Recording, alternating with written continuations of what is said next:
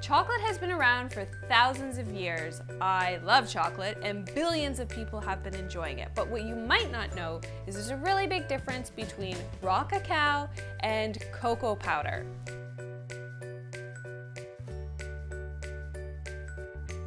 So in today's video, I'm going to talk about the difference of raw cacao versus cocoa powder. Now, if you're looking at these two mason jars of powder here, you probably can't really tell which is cocoa powder and which is raw cacao. They basically look the same, they pretty much smell the same, but they don't have the same health benefits. So let's start off by talking about raw cacao first. So raw cacao is the purest form of chocolate. So this is the powder that's ground down from the bean. It's very rich in fiber. It's a great source of minerals like calcium and magnesium, iron and potassium. It's also a great source of antioxidants, especially resveratrol, which is great for heart health and brain health. People have found, say, when they add this to a smoothie or they make their chocolate bar out of this, that it raises levels of endorphins. So you may have heard that it makes you feel blissful and loving.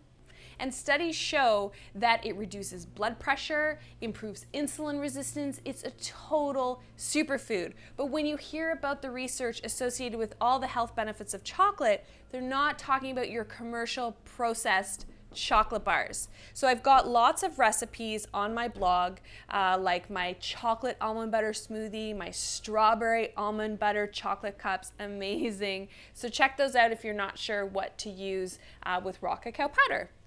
Now let's compare raw cacao to cocoa powder. Now I first off want to start by saying that not all cocoa powder is horrendous. You have to read your labels. Just remember that cocoa powder is different than raw cacao because it's been roasted. And when heat is applied to raw cacao, you're going to lose a lot of the nutritional value. But the bigger problem is really all the commercial candy bars and chocolate products out there that have no nutritional value. Oftentimes they have loads of sugar, genetically modified ingredients like soybean oil and soy lecithin, milk ingredients and milk-derived ingredients, which can be terrible for people with allergies. And also the important thing to remember is that milk proteins actually prevent you from absorbing antioxidants in the gut. So they basically block the absorption, those proteins. So that's another reason to avoid a lot of the processed, commercially prepared chocolate products. So on my website, I have this handy dandy chart that compares raw cacao to cocoa powder, so you can have a read of that.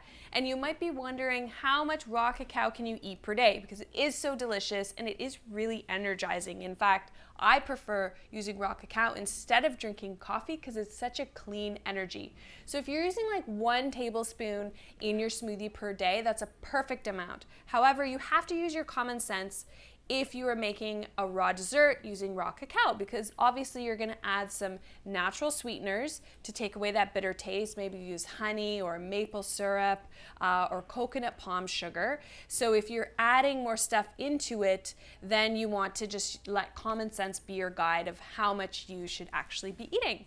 So I hope that you guys love this video. Give me a thumbs up, subscribe below. If you have any questions or comments, please post them below because I love reading them, and I hope you have a joyous day. Bye everyone.